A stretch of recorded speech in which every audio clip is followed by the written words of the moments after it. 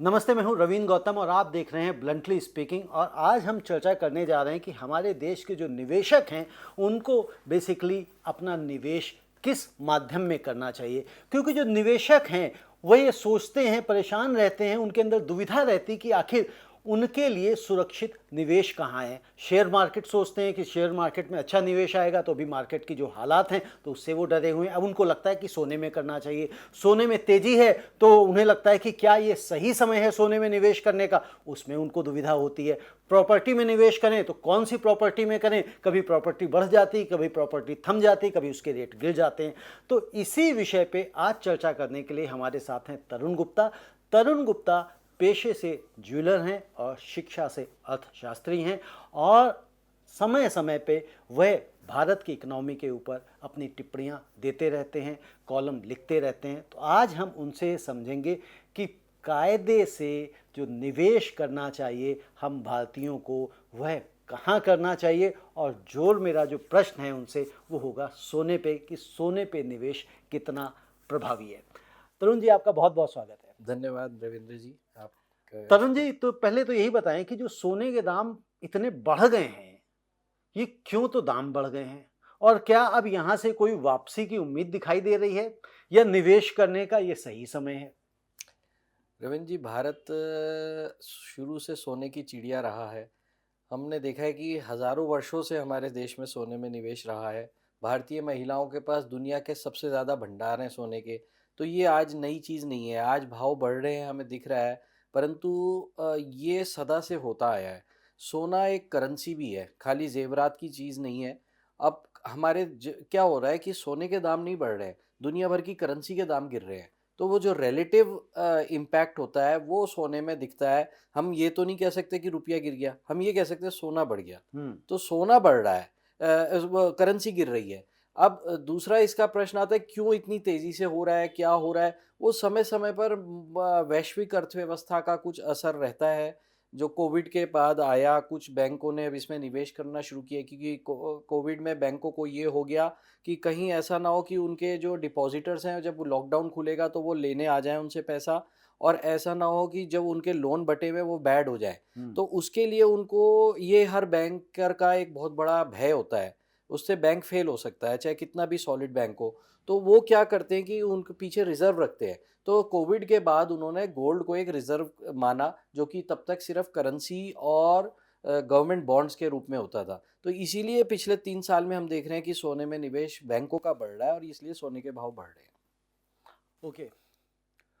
सोने के दाम बढ़ रहे हैं, सोने का भाव बढ़ रहा है, लेकिन ऐसी स्थिति में क्या सोने में इस वक्त निवेश करना ठीक है, एक? और सोने में निवेश क्यों करना चाहिए? सोने में जो हम देखते हैं हमारे बुजुर्गों ने बहुत अच्छा एक फॉर्मूला दिया हुआ है हमें। क्या फॉर्मूला दिया हुआ है कि भाई हर साल थोड़ा थोड़ा निवेश करो, उसमें भाव का टेंशन ही खत्म हो जाता है। मान लीजिए अक्षय तृतीया पे करते हैं। हमारे पुराने जो खाते लिखे जाते थे वो दीपावली के दिन लिखे जाते थे। तो दीपावली पे जब खाते हमारा साल का चिट्ठा बांधा जाता था तो लोग निकालते थे हमने आज इस बार कितना कमाया। तो वो धनतेरस को जाकर के उतने पैसे का एक अनुपात में सोना ले लेते थे। अब वो क्या होता था कि उनकी कमाई है तो वो सोना ले रहे हैं, अब कमाई बढ़ रही है तो सोना भी बढ़ रहा है। हम्म। तो ये एक नेचुरल बैलेंसिंग रहती थी। तो वही मेरा भी कहना है कि भाव से ज़्यादा आप ये देखिए आपकी कमाई कितनी बढ़ रही है, उस हिसाब से आप सोना लें। मतलब आप ये कह रहे हैं ईयरली एसआईपी कर लें? एसआईपी करनी चाहिए, अपनी पोर्टफोलियो में डालना चाहिए। एक आम जो लोग बताते हैं जितना यंग व्यक्ति है उसको थोड़ा-सा सोने में निवेश अधिक करना चाहिए जो आगे काम आए। इन्फ्लेशन हेज का काम करता है। 5 से लेके 15% तक अपनी कमाई का सोने में लगा सकते हैं हम। ये एक रीज़नेबल है जिससे बाकी चीज़ें, हालाँकि हमारे बुज़ुर्ग तो 25% तक भी बोलते थे, लेकिन मैं सोचता हूँ आधुनिक परिवेश में बहुत सारी नई चीज़ें आ गई हैं, इंश्योरेंस वग़ैरह आ गई है। तो हम 5 से लेके 15% तक अपनी कमाई का सोने में लगाएँ, हर साल। सोने में लगाएं हर साल। अब यहाँ पे एक और बात बताएं कि सोने में निवेश करें, प्रॉपर्टी में निवेश करें, शेयर मार्केट में निवेश करें, क्योंकि या म्यूचुअल फंड में। ठीक है, म्यूचुअल फंड की चलिए अगर हम उसको मान लेते हैं, शेयर मार्केट के साथ जोड़ देते हैं, बट अगर हम तीन चीज़ों को देखें, property, gold and share market, तो इन तीनों में सोना कितना असरदार है, और उसमें निवेश करने के क्या फायदे और क्या रविंद्र जी, नुकसान है? मैंने एक स्टडी करी थी पिछले 1950 से लेके। अगर सोना प्रॉपर्टी और अभी आप साल 2 साल का छोड़ दीजिए सोना, परंतु जो लगातार आ रहा था तो वो लगभग लगभग तीनों में ही रिटर्न बराबर है। शेयर बाज़ार में थोड़ा-सा अधिक है, उसमें भी अगर आप जो टॉप 50 कंपनीज़ हैं नौ नाइन निफ्टी 50 में, उनका थोड़ा-सा अधिक आता है इनसे। तो मैं कहूँगा तीनों का अपना रोल है। प्रॉपर्टी आप आधी रात को नहीं बेच सकते, सोना लिक्विड है, आधी रात को बेच सकते हैं। शेयर बाज़ार का इतना ज्ञान नहीं होता लोगों को, शेयर बाज़ार में अप डाउन भी बहुत ज़्यादा होता है। यहाँ पे एक मैं ज़िक्र करना चाहूँगा, शार्प रेशियो होता है। एक निवेशक को अपना शार्प रेशियो कैलकुलेट करके उसको हाईएस्ट पे ले जाना चाहिए। शार्प रेशियो का मतलब होता है कि जो रिटर्न मिल रही है वो रिस्क के मुकाबले कितनी है। अगर किसी चीज़ में बहुत अच्छी रिटर्न मिल रही है पर उसमें रिस्क भी उतना अधिक है, तो उसका शार्प रेशियो लो होता है। तो सोने में रिस्क बहुत कम है नीचे जाने का। हम देखते हैं सोना नीचे लगभग ना के बराबर जाता है, तो सोने का शार्प रेशियो बहुत हाई है।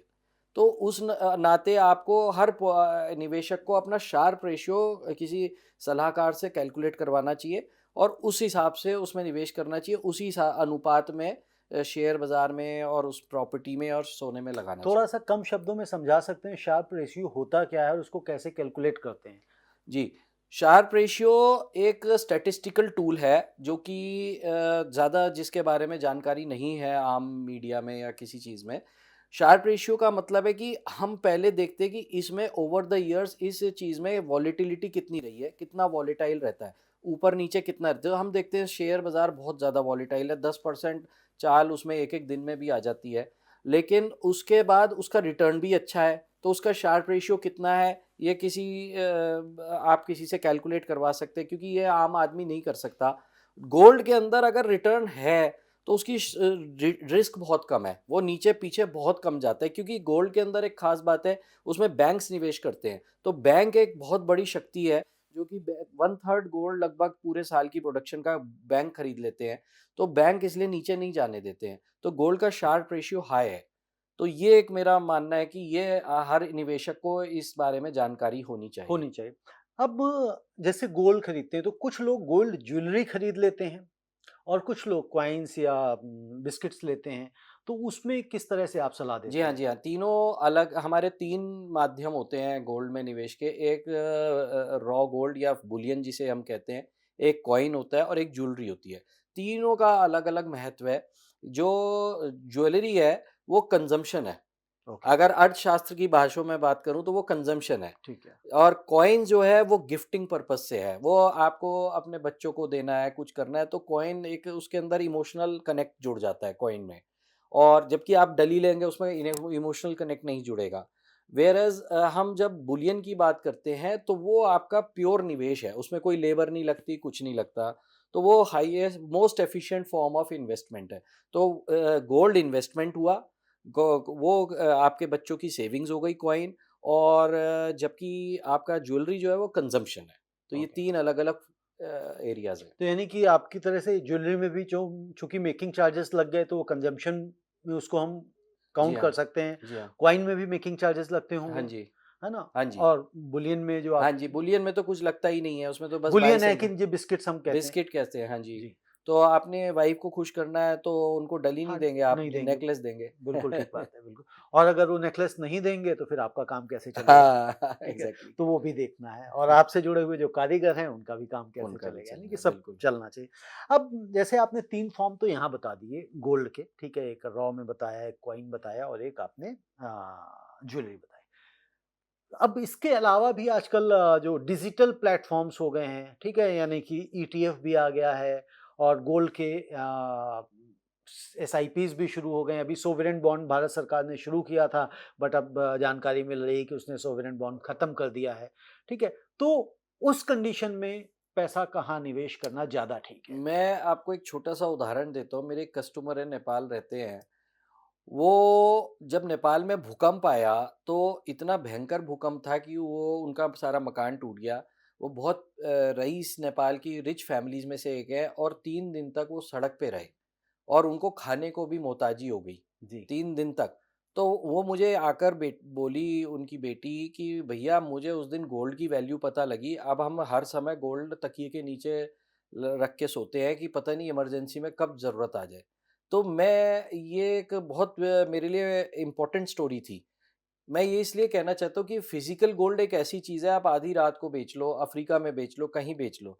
ईटीएफ फिर भी डिजिटल माध्यम है। हाँ, मेरा उससे कोई विरोध नहीं है, पर जो गोल्ड का मकसद है लिक्विडिटी, वो जो ब्यूटीफुल लिक्विडिटी उसमें है, वो कहीं नहीं है। दूसरी बात एक और भी मैं कहूँगा, गोल्ड एक ऐसी वस्तु है जिसको आप छू सकते हैं, उससे आपका एक इमोशनल कनेक्ट बनता है। ये सेमी अचल संपत्ति है। सेमी अचल संपत्ति का अर्थ ये है कि ये थोड़ा इमरजेंसी के लिए आदमी रखता है। ये ऐसा नहीं है कि आज प्रॉफिट हुआ तो बेच दिया। मैं प्रॉफिट के लिए इसको कभी लेने के लिए कह नहीं रहा हूँ।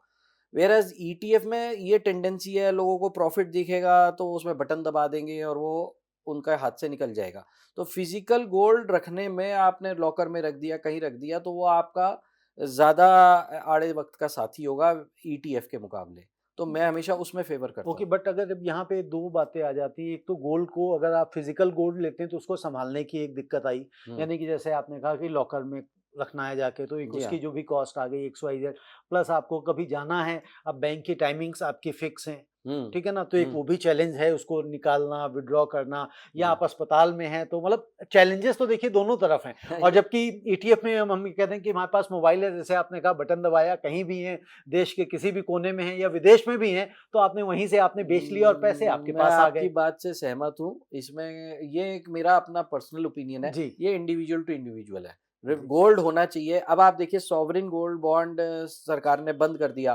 तो अब जिसने मान लीजिए सॉवरेन गोल्ड बॉन्ड में लगाया था, तो अब उसे कहीं तो निवेश करना पड़ेगा। जी। तो फिर ईटीएफ में जाएगा। ईटीएफ भी कल को बंद हो, मतलब मैं उसके विरोध में नहीं नहीं, हूँ। मैं विरोध अ, नहीं, मैं तो ये जानना चाह रहा हूँ कि वाक़ई में बेटर क्या है? क्योंकि चर्चा का कारण यही होता है कि ये भई ये कोई चीज़ उसमें से बेहतर निकल आए। इसमें बेटर तो मैं नहीं कहूँगा। दोनों के अपने एडवांटेजेस डिसएडवांटेजेस डिस हैं। ओके। मेरा मैं हम हमें हमें पता है कि गोल्ड की फिजिकल की वैल्यू बहुत है। मतलब आपका जो मैंने डिसएडवांटेज समझा जो ईटीएफ में है या जो बॉन्ड्स में है, कि आप उसको कभी भी आप को फ्लक्चुएट कर सकता है इमोशनली कि यार ज़्यादा हो गया, अभी यस, बेच दो। यस। जबकि अगर आपके पास फिजिकल फॉर्म में है, तो कौन निकालेगा, कौन बेचने जाएगा, वो आलस में हो सकता है बीवी वो से छूट पूछना जाए। पड़ेगा। हाँ जी। बहुत जी, चीजें ठीक है ना, हैं। बिल्कुल ठीक है। अब जब हम गोल्ड की बात करते हैं तो गोल्ड के दाम कभी-कभी एकदम से बढ़ जाते हैं, तेज़ी आ जाती है। जैसे आजकल तेज़ी आई हुई है। तो ये जो तेज़ी आती है गोल्ड के दामों में, ये क्यों आती है? इसके पीछे क्या कारण है? देखिए, गोल्ड में आपने जैसे अभी बताया ईटीएफ चल गए हैं। ईटीएफ है, gold is has become a financial instrument. Hmm. Gold monetary instrument है, पर अब वो फाइनेंशियल इंस्ट्रूमेंट बनता जा रहा है। तो फाइनेंशियल इंस्ट्रूमेंट में तमाम तरह की एक्सचेंजेस खुल गए हैं। कॉमेक्स पे ट्रेडिंग होता है, एलएमई पे ट्रेडिंग होता है। तो उनके अंदर भी कुछ स्पेकुलेशन आ जाता है। तो ओके। वो बाइंग और सेलिंग की जो स्पेकुलेशन है, जैसे स्टॉक मार्केट का कुछ असर आ गया है इस पे, तो उसके कारण अप एंड डाउन होता है। बट स्टिल चूंकि बहुत सारे 1/3 मैंने आपको जैसे बताया बैंक्स के पास गोल्ड रहता है, या हमारी भारतीय महिलाओं के पास रहता है, तो जनरली से वो उसमें इतना फ्लक्चुएशन नहीं आता जितना और सिक्योरिटीज में आता है। तो हम इसको इस तरह एक देखें। और क्वेश्चन इस पे, जैसे मैंने पूछा था कि अभी तीनों में से बेटर क्या है, रिटर्न्स ज़्यादा किसमें हैं? यानी कि स्टॉक मार्केट में रिटर्न्स ज़्यादा हैं, प्रॉपर्टी में ज़्यादा हैं या गोल्ड में है? तो आपने स्टॉक और उसका तो कंपैरिजन कुछ बताया, लेकिन प्रॉपर्टी से अगर हम इसको कंपेयर करें, तो किस तरह के? प्रॉपर्टी और गोल्ड का एक बराबर रिटर्न है, जो मैंने कुछ टाइम पहले स्टडी ओके। करी थी। कोई भी प्रॉपर्टी में ऐसा नहीं है ज़्यादा रिटर्न है। सिर्फ प्रॉपर्टी दिखती बड़ी-बड़ी है, किसी एक मार्केट में बढ़ गया ज़्यादा पैसा, तो जी। इसलिए ऐसे जनरली अगर ओवर द ईयर ऑफ हाँ, जनरलाइज़ 50 नहीं कर सकते 50 प्रॉपर्टी हाँ, को। फिर जनरलाइज़। दूसरा, प्रॉपर्टी का जो सबसे बड़ा डिसएडवांटेज है, वो ये है कि उसमें लिक्विडिटी नहीं है। हुँ। प्रॉपर्टी, लेकिन अब मेरे को दुकान करनी है, तो मेरे को प्रॉपर्टी लेनी पड़ेगी। तो प्रॉपर्टी की अपने पोर्टफोलियो में प्लेस है, ऐसा नहीं है कि उसका रोल नहीं है। तो प्रॉपर्टी का अपना रोल है, डेफिनिटली। बिल्कुल। मैंने इस पे थोड़ी कॉम्पिटिशन नहीं है। हाँ, मैंने इस पे भी थोड़ी-सी आपसे बात करने से पहले रिसर्च करी थी, जो मैंने 80 से कंपेयर किया, तो 80 में गोल्ड शायद ₹1330 का था, हाँ, शायद। ठीक है? हाँ तो जी। उसके मुकाबले अभी अगर हम 2025 तक देखते हैं, तो उसका जो सीएजीआर है, यानी कि जो कंपाउंड एनुअल ग्रोथ रेट आया, वो तकरीबन 11% के आसपास आया। जी हाँ, जबकि जी। निफ्टी का 16%, हुँ, अभी मार्केट गिरने से पहले 16% आ रहा था, हुँ। ठीक है ना? अभी शायद कम हो गया। और प्रॉपर्टी का जो है, तब हमने किया था उसका कंपैरिज़न, तो 7% की ग्रोथ आ रही थी, एब्सोल्युटली। ठीक है? मैंने 80 देखा, 90 देखा, 2000 देखा, यानी कि 80 से 2025, 90 से 2025 और 2000 से 25, यानी कि हुँ, 45 साल, 35 साल हाँ जी। और हुँ, 30 साल का हमने देखा। तो कहीं भी जो सीएजीआर है, वो 9.5% से नीचे नहीं आया। नहीं है। 9.5 से लेके 13%, 13.5% तक का उसने हुँ, गेन दिखाया, तो हाँ ये जी। आई थिंक अच्छा माध्यम है, एक अच्छा रिटर्न है, कोई हाँ, बुरा जबकि रिटर्न नहीं है। जबकि मैं ये मानता हूँ कि गोल्ड रिटर्न के लिए नहीं, अपनी स्टेबिलिटी के लिए होना चाहिए। बट इत्तेफ़ाक की बात है, उसमें साथ में रिटर्न भी आ रहा है। हाँ। एक दूसरा भी, अगर आप गोल्ड के अंदर एक और भी द्योतक आता है रविंद्र जी, कि गोल्ड एक इकोनॉमिक साइकिल्स का भी इंडिकेटर है। हमारे पास 4 मेन फेजेज़ होते हैं साइकिल्स में, अगर आप अर्थशास्त्र की बात करें।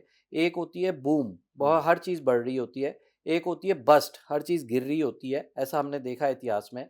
एक होता है स्टैगफ्लेशन, जिसमें ग्रोथ कम होती है, इन्फ्लेशन ज़्यादा होता है, और एक होता है प्योर इन्फ्लेशन। हुँ। तो आप गोल्ड कब बढ़ेगा आपका? जब प्योर इन्फ्लेशन होगी और जब स्टैगफ्लेशन होगी, तब आपका गोल्ड हमेशा बढ़ेगा। तब और चीज़ें नहीं, जो तो अभी अभी क्या चल रहा है हमारे अभी यहाँ? स्टैगफ्लेशन में हम, ओके, शेयर बाजार नीचे जा रहा है, क्रूड ऑयल नीचे जा रहा है, चांदी भी रिलेटिवली नीचे है, ये गोल्ड स्टैगफ्लेशन की निशानी है, क्योंकि ये इंडस्ट्रियल चीजें हैं। हुँ, और गोल्ड बढ़ रहा है, तो ये स्टैगफ्लेशन है। स्टैगफ्लेशन के बाद आता है इन्फ्लेशन। हुँ। हमेशा, क्योंकि अब क्या होगा, बैंक अपने इंटरेस्ट रेट कम करेंगे, क्योंकि उन्हें इकोनॉमीज बढ़ानी है। इंटरेस्ट रेट कम होने से इन्फ्लेशन बढ़ेगा। आप देखेंगे 6-8 महीने बाद इन्फ्लेशन बढ़ेगा, तो गोल्ड उसमें भी बढ़ता ही है। हुँ। तो हम अभी भी ऊपर ही जाने वाले हैं गोल्ड में। गोल्ड में हम अभी भी ऊपर ही जाने वाले हैं। हम्म, एक और क्वेश्चन है मेरा कि अब तो चलिए बीआईएस और हॉलमार्क ये सब चीज़ें होने लग गई हैं, ठीक हाँ है ना? जी। पहले नहीं होता था, लेकिन अभी भी अभी शायद मैं एक राजस्थान की कोई न्यूज़ पढ़ रहा था कि वहाँ पे हॉलमार्क भी जो है वो डुप्लीकेट कराया जा रहा था और ग्राहकों को फँसाया जा रहा था और मतलब वो हॉलमार्क करके ज्वेलरी बेची जा रही थी।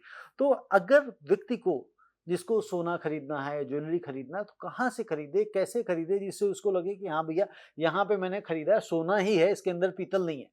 देखिए, ट्रेडिशनली हमारे गोल्ड का जो काम होता रहा है, अब देखिए परिवर्तन आ गया है, ऑर्गेनाइज सेक्टर हो गया है। पहले तो एक फैमिली ज्वेलर होता था, घर का सुनार होता था, उससे लोग बनवाते थे, और वो विश्वसनीयता पे चलती थी। हजारों साल से ये व्यवस्था चली आ रही जी। है। अब वो थोड़ा सा परिवर्तन ये आ गया है कि लोग कम रेट में जाना चाहते हैं। तो वो थोड़ा सा विश्वसनीयता का भी ध्यान, व्यवस्था तो सरकार ने बना दी, और वो सही। देखिए, जो डुप्लीकेट हॉलमार्क बेच रहा है, तो उसको जेल है। पहले जेल का प्रावधान नहीं जी, था, ये फ़र्क आ गया है मैंडेटरी जी। हॉलमार्किंग में। तो वो जेल जा सकता है। और दूसरा, देखिए, व्यक्ति का थोड़ा रेफ़रेंस वर्क भी होता है। कुछ आप वो भी एक आपने बुज़ुर्गों से सीखें, समझें कि किस तरह से हमें ज्वेलरी लेनी चाहिए। तो थोड़ा-सा आर-एन-डी करेंगे तो पता लग जाता है कि ऐसा नहीं है व्यक्ति। हुँ। अब जो ये बड़े आउटलेट्स हैं, यानी कि जो बड़े ब्रांड्स हैं ज्वेलरी में, जी हाँ। ठीक है? नाम नहीं लूँगा मैं, हुँ। बट जो बड़े समझ रहे हैं और ऑर्गेनाइज़्ड प्लेयर्स हैं। है ना? हाँ, ऑर्गनाइज़्ड प्लेयर्स हैं, दर्शक भी समझ रहे हैं। तो उनसे ज्वेलरी खरीदना ज़्यादा ठीक है या हमारे जो मोहल्ले का या जो छोटा ज्वेलर है, उससे खरीदना ज़्यादा सेफ है?